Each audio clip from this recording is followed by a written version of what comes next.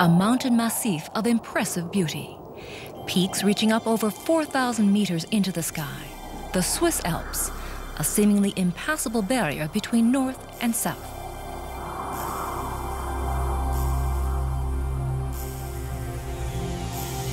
Here in the interior of the Earth, the largest construction project in Europe is underway, the new Transalpine Railway with the longest and deepest tunnels in the world.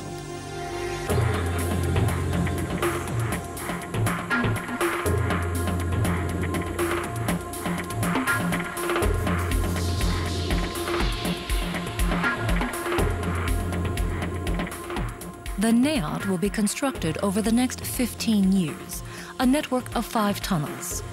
More than 600 passenger and freight trains will cross the Alps daily via the Lötschberg-Simplon and Gotthard transit axes. But it's not the first pioneering event in international railway construction in Switzerland. Switzerland set a similar record 120 years ago. The first Gotthard tunnel was then the longest and deepest tunnel in the world at 15 kilometers long and at an altitude of 1,150 meters. But before construction could even begin, there were major political discussions, technical and economic factors to be weighed, countless geological studies and plans to be drawn up. The construction of the Gotthard tunnel cost the lives of 307 workers. And even the man without whom the tunnel would not have been possible died before he could see the completion of his masterpiece, the Geneva engineer Louis Favre. If Louis Favre were alive today, what would he have to tell us?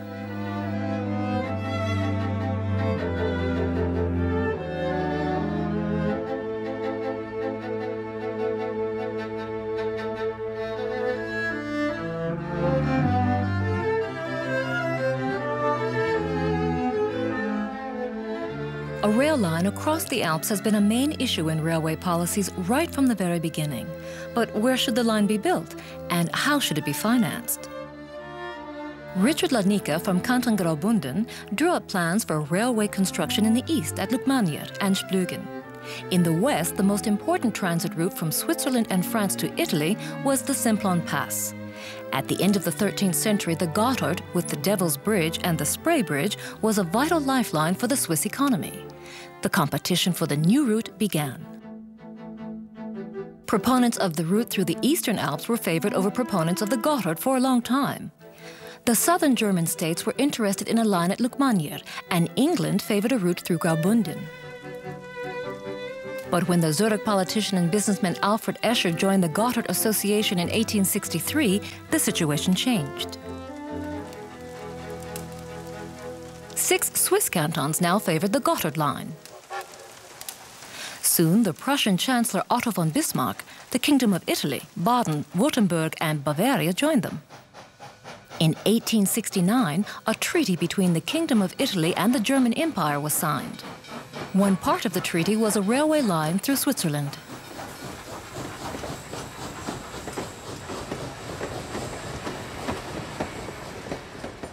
The Gotthard Treaty was signed on the 28th of October, 1871.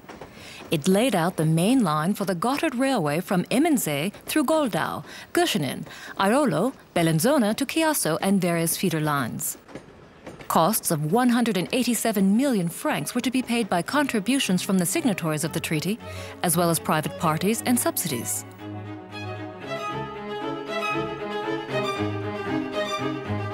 That same year, the Gotthard Railway Association was founded. Its president, Alfred Escher.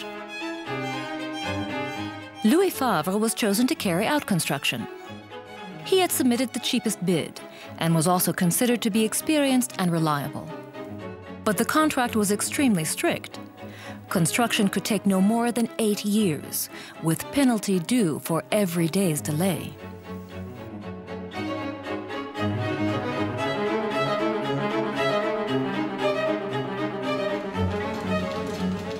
The work in the tunnel was hard. The air was bad, the temperature was usually over 30 degrees, and the pay was miserable. Flooding, cave-ins, and broken supports happened again and again. The workers revolted, But conditions did not change.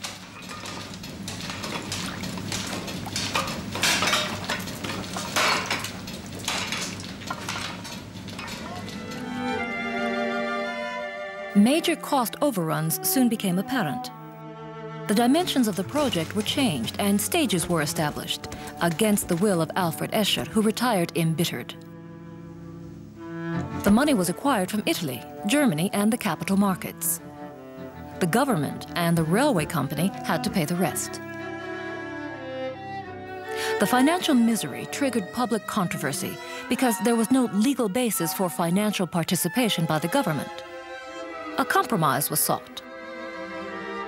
But Western Switzerland was not to receive its Transalpine railway line until 1913, with the Simplon and Lötschberg tunnel.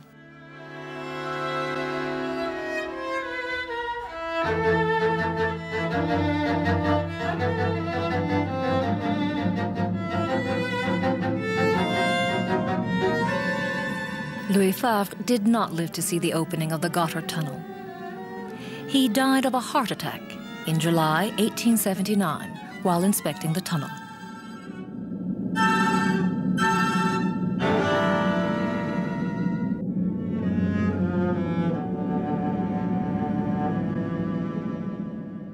In honor to him, his picture, packed into a lead capsule, was the first thing to pass through the opening to the other side.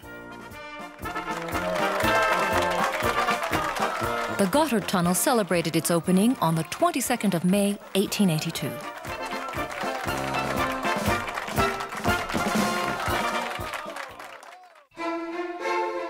Around 70 years later, a new vision appeared. A railway line through the Gotthard, which would be so flat that the train could pass through the mountains without braking.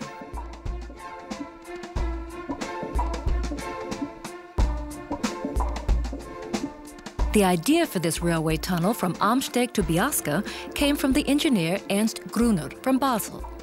Starting in 2000, the Africa-Europe Express was to race through the tunnel, a plan that amazes railway experts even today.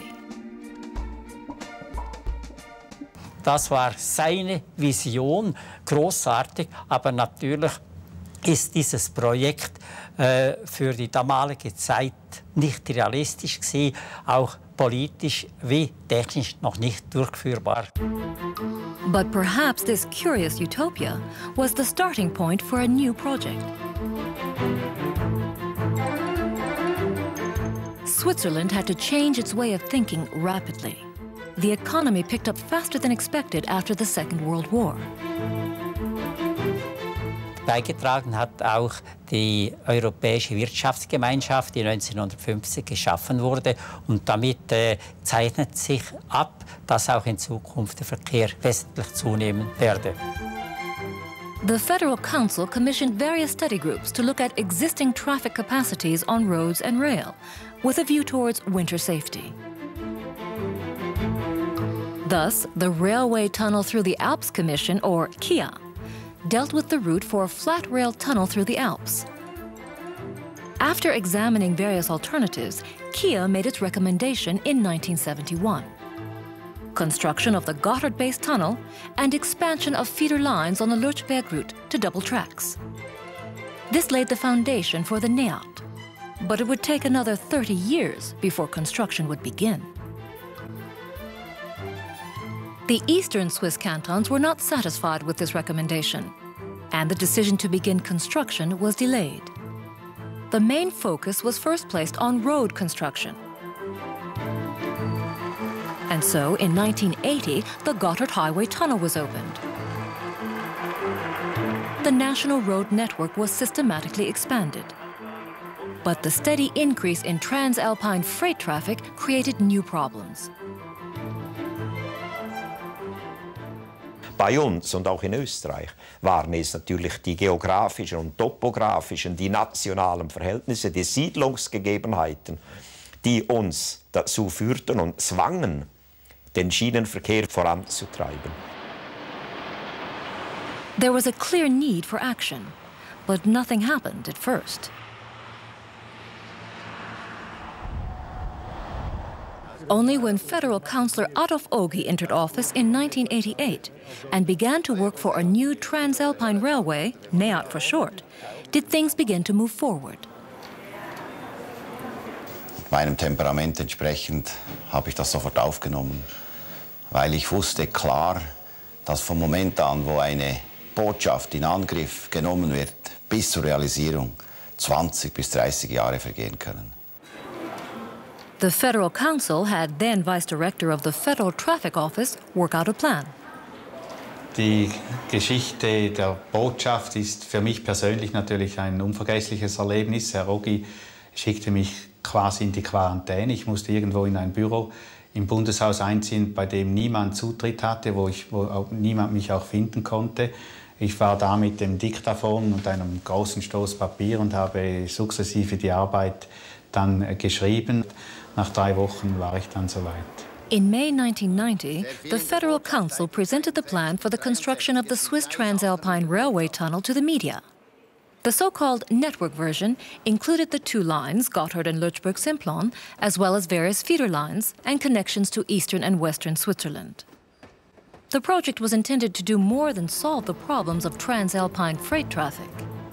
The railway infrastructure in neighboring countries had developed extensively over the last few years, such as the TGV in France and the new ICE network in Germany, as well as the experimental magnetic hover train. Switzerland had to catch up. Its infrastructure was over 100 years old.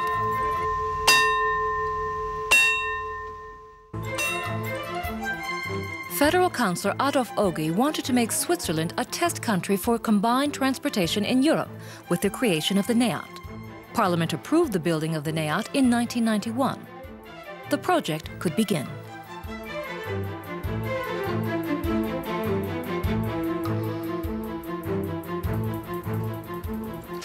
The European Union, or the EU, had other plans. They wanted to transport freight through the Alps primarily on the roads, which would have had serious environmental consequences for Switzerland. The diplomatic abilities of Federal Councillor Adolf Ogi were again needed. Aber ich habe meine Kollegen Verkehrsminister eingeladen, zuerst auf das Bierfeld, wo wir im Maßstab 1:1 eben den kombinierten Verkehr gezeigt haben. Und dann sind wir mit dem Helikopter nach Wassen geflogen, sind auf dem Fußballplatz in Wassen gelandet, sind zur Kirche von Wassen gegangen. Und dort haben sie Anschauungsunterricht genießen müssen. Autobahn, Eisenbahn, die Reuss. Und dann ist doch die Kantonstraße und dann hat es keinen Platz. Und alle meine Kollegen haben gesehen, dass man nicht eine zweite Autobahn oder eine 6-spurige Autobahn bauen kann. Federal Councillor Ogi was able to offer the EU an alternative, the NEAT. The EU accepted. The Transit Treaty was signed on the 2nd of May 1992 in Porto.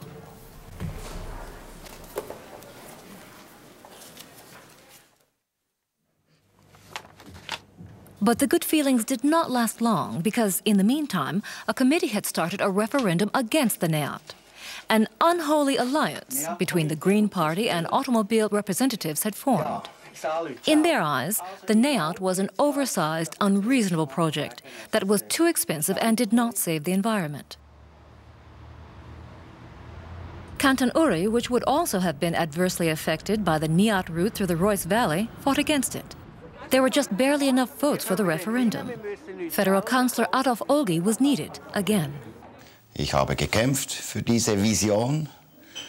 Ich wollte diesen kombinierten Verkehr. Ich wollte die Güter für lange Distanzen auf die Schiene. Und das ist die Zukunft. Und diese Vision musste bestätigt werden durch das Volk. Wenn sie bestätigt wird durch das Volk, haben wir auch einen sogenannten Volksauftrag. Das ist gut in diesem Land, in der direkten Demokratie.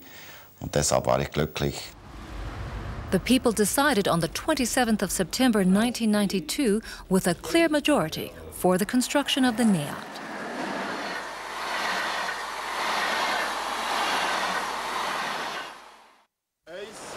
One year later, Adolf Ogi opened the special shaft of the Gotthard base tunnel with a symbolic blast. Test drilling was intended to find out more about the rock. One of the most difficult areas was the mountains near Faido, in the Piora Mulde. Friable dolomite was thought to be there, rock very difficult for tunneling. They needed to find out if this rock extended down to the tunnel. 3 years later, the worst fears of the geologist proved to be true.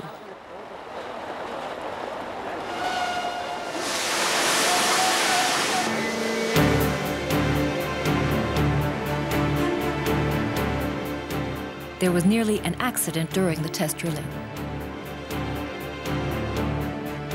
Der Alarm kam ja dann da, dass man mit einer Bohrung in diese Soße hineingefahren ist. Und das hat ja dann eine Überschwemmung geführt, die bis vors Portal führte. Oder? Und man musste sogar die Kantonsstraße im Moment lang sparen. Und dann ist natürlich die Presse wie wild auf dieses Problem gestoßen. Und dann hat es einfach geheißen, dieser Gotthardtunnel ist nicht machbar. Nicht? Work was interrupted. The NEAT was in danger again. But drilling another 150 meters deeper showed that the problem in the Piara Mulde could be solved more easily than had been thought. Geologists found hard, dry dolomite. They could breathe a sigh of relief for a while. But all the obstacles had not yet been cleared away. The financing still had to be settled. This caused arguments in the Federal Council. Finance Minister Otto Stich wanted to give up on the Lötschberg and only build the Gotthard Tunnel. He doubted the economy and profitability of the NEAT. Adolf Ogi, sticking to the network version, wanted to build both routes and saw no possibility to save money. Diese Auseinandersetzung ist gar nicht so schlecht, weil das zwingt uns immer wieder, unser Projekt und unsere Botschaft zu überdenken und kritisch zu hinterfragen. The disagreement was wonderful for the media. The consulting company Coopers & Lybrand was charged with settling the disagreement in autumn 1994. They came to the conclusion that the NEAT was unprofitable and could only be economically feasible by raising rail and road transport prices by 10 to 15%.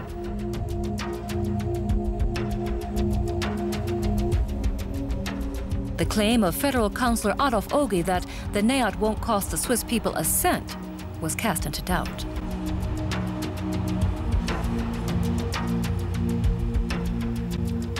Then Christoph Blocher, a member of parliament from Zurich representing the Swiss People's Party, saw his chance.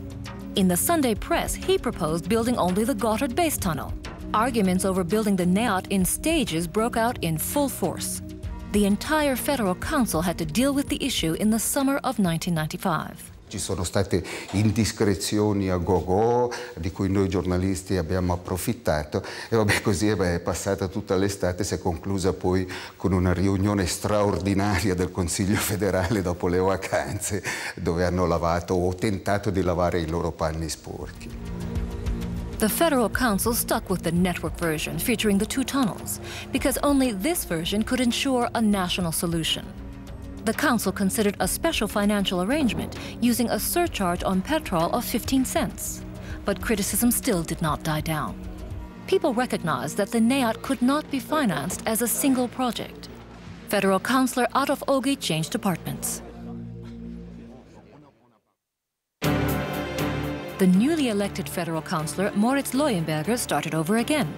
He wanted to have all major infrastructure projects for public transport approved with a single parliamentary resolution.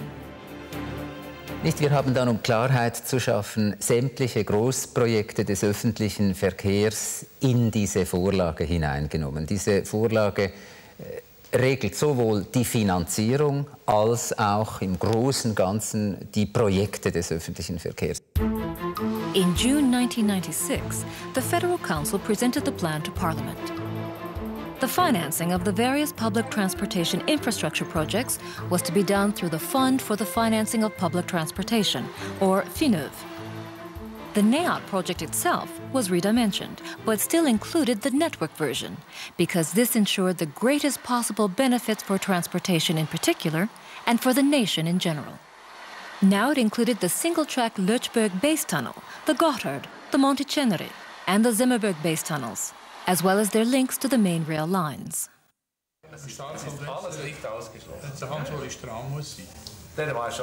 The desire of many to save money stood against the particular interests of others in the parliamentary debate on the Finot resolution. And the cantons did not want to give up on projects that promised them benefits. A tough fight broke out. Ja, und wie? Für mich war es die härteste politische Sachdebatte, die ich erlebt habe im Ständerat. Die Debatte über die Netzvariante mit einem sensationellen Abstimmungsergebnis. Es war eine Grundsatzdiskussion über den Föderalismus, über die Lasten, aber auch die Vorteile, die im Interesse der Verkehrspolitik verteilt werden mussten.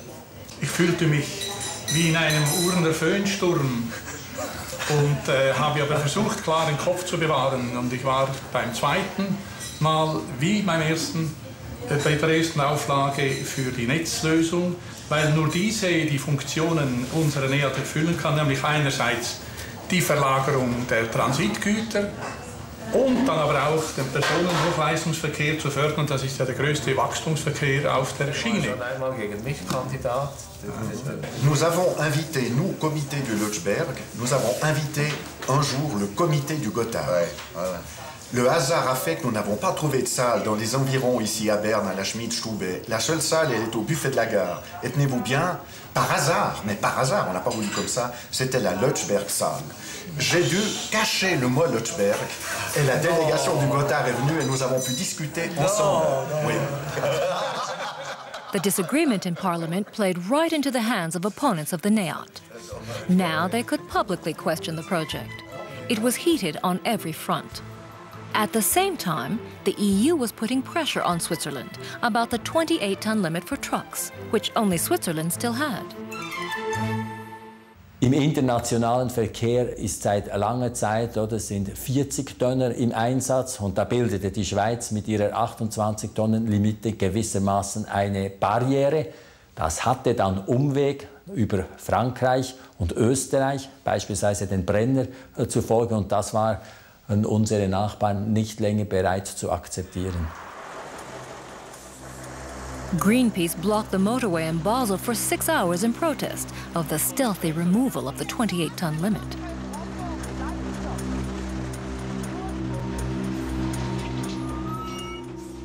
Das war bei uns schon fast ein Glaubensbekenntnis zu dieser Zeit, eine heilige Kuh, von der man nicht abweichen wollte. Auf der anderen Seite wollten wir die Lastwagensteuer, die LSVA, einführen und das war für die EU wieder eine